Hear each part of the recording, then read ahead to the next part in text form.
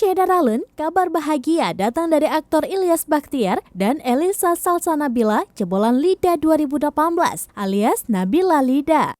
Aktor Ilyas Bachtiar berusia 29 tahun baru saja resmi menjadi suami dari pedangdut Elisa Salsanabila atau dikenal dengan nama Nabila Lida berusia 21 tahun.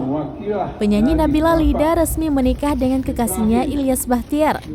Pernikahan tersebut berlangsung pada Kamis 20 Oktober 2022. Diketahui keduanya melangsungkan akad nikah di Aceh Tengah, tanah kelahiran Nabila Lida.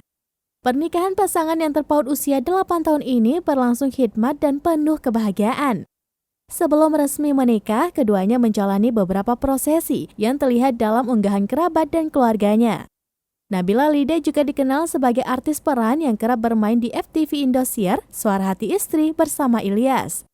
Diduga keduanya terlibat cinta lokasi. Kini Ilyas dan Nabila telah resmi menjadi pasangan suami istri. Akad nikah pasangan ini dilaksanakan pada Kamis siang 20 Oktober 2022.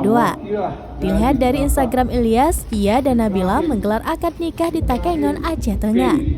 Ilyas menuliskan kalimat manis setelah ia resmi menikahi Nabila.